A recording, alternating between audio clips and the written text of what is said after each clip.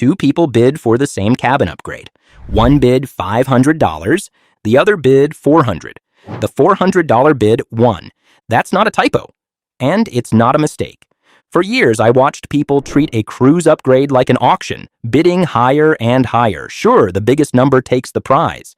It doesn't. There's a machine deciding these, and it isn't playing the game you think it is. Once you see how it actually works, you can win a better cabin for less money, sometimes a lot less. So, let me walk you through exactly how the bid really gets picked. And the one rule at the end that quietly charges your card before you've even said yes. Rule number 1. It's not the cruise line deciding.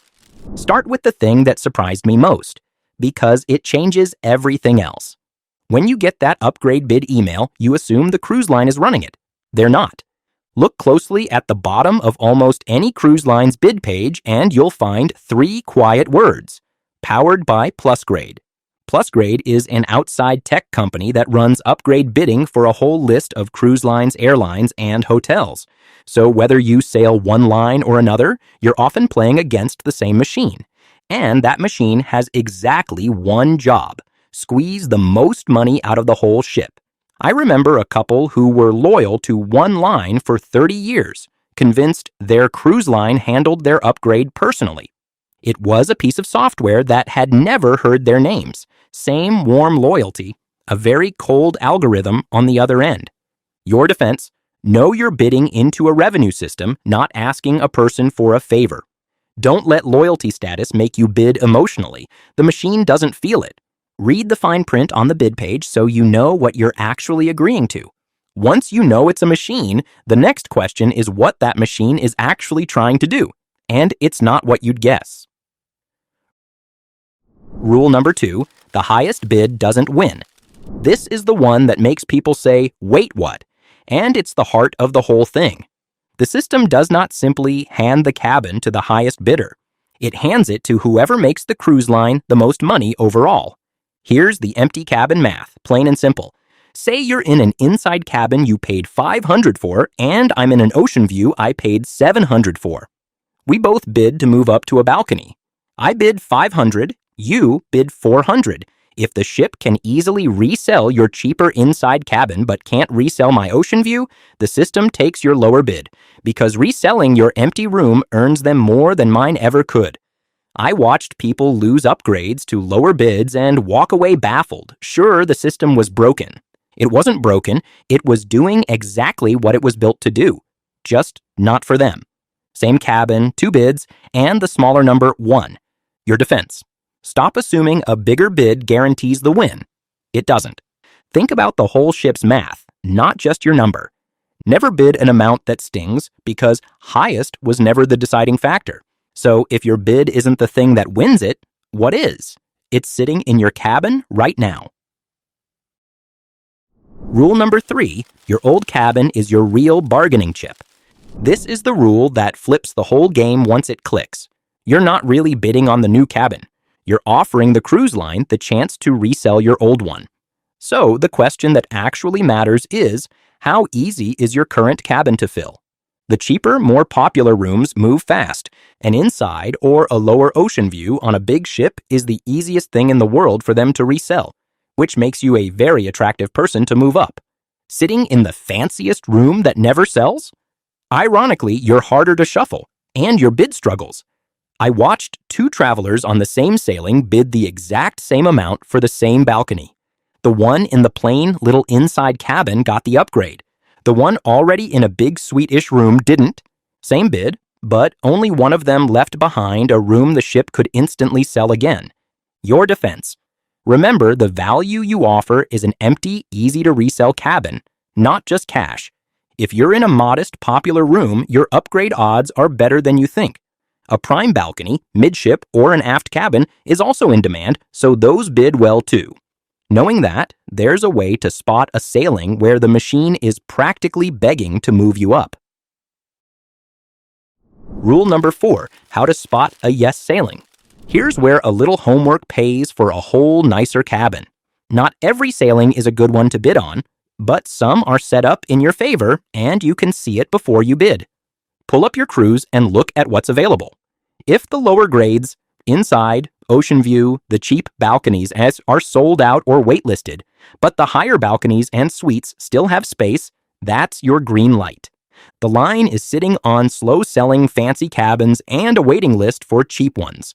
They would love to shuffle people up and free up those in-demand lower rooms. That's the exact moment your bid does its best work. I've seen people bid on a sold-out everything full sailing and wonder why nothing happened. There was simply nowhere to move anyone. Same bid on the right sailing would have sailed through. Your defense. Before bidding, check whether the low grades are sold out and the high grades aren't. That gap, full downstairs, empty upstairs, is your best signal to bid. If everything's sold out or everything's wide open, temper your expectations. Now for the part of the screen designed to gently separate you from your money, the bidding slider. Rule number 5, the slider is bait. I'll be honest, this one quietly annoys me because it's built to work against you. When you go to place your bid, you get a slider and it labels your offer with words. Poor, fair, good, strong, excellent. Nobody wants to be poor. So we all nudge it up toward strong or excellent to feel safe. That's the whole point of those words. They're gentle pressure, tuned to what the system thinks people on your sailing will pay. They are not telling you what it takes to win. The sweet spot from everything I've seen is the middle to the upper middle, not the floor and definitely not the ceiling. Because here's the kicker at the top of that slider. The excellent number is often as much as or more than it would cost to just buy the upgrade outright. I watched a lovely gentleman proudly bid excellent, win, and then find out he'd paid more through the bid than the cruise line was charging to upgrade at the desk. He won, and still overpaid. Same cabin, more money, all because a word made him nervous. Your defense. Ignore the labels. They're mood lighting, not advice. Aim for the middle to upper middle of the range, not the top. Never let poor or fair bully you into a bigger number than you meant. Magic phrase, what would it cost to just upgrade this cabin directly? That question leads straight into the next rule, because a lot of people never think to ask it at all. Quick pause. These 9 rules are just the cabin game. Everything else, the quiet moves for booking, boarding, dining, and tipping smarter after 60, lives in one simple guide I put together. The Confident Cruiser's Playbook. It's the cheat sheet I wish someone had handed me on my very first cruise. Take a look below. It's helped a lot of folks sail calmer and keep more in their pocket. Rule number 6, always price the straight upgrade first. This is the 90-second habit that saves the most money, and almost nobody does it. Before you place a single bid, find out what it costs to simply buy the upgrade. Call the line or ask your travel agent. What's the price to move from my cabin to that one right now? Keep that number in your head as your ceiling. Because bidding blind, with no idea what the cabin actually costs, is how people end up paying a premium to win something they could have just bought for less. The bid feels like a game. The direct price is the truth. I met more than one traveler who bid, won, celebrated, then found the same cabin sitting there for $100 less if they'd just asked. The bid didn't save them anything. It cost them the fun of thinking they'd gotten a deal, and $100 besides. Your defense, get the direct upgrade price before you ever touch the slider. Treat that number as your hard ceiling. Never bid above it. If the bid isn't clearly cheaper than buying it outright, just buy it outright.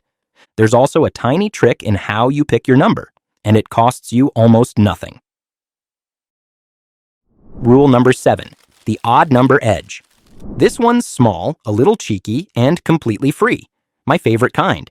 When you settle on your bid, don't use a round number. Everybody uses round numbers. If most people on your sailing bid an even $400, then $403 quietly sits just ahead of the whole crowd.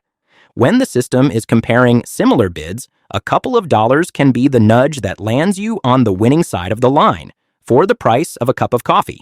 It won't overcome the bigger rules we've covered, but when it's close, odd beats even, I can't promise you it's magic. What I can tell you is it costs you almost nothing to try, and the round number crowd never thinks of it. Little edges stacked up are how the savvy travelers keep ending up in the good cabins. Your defense?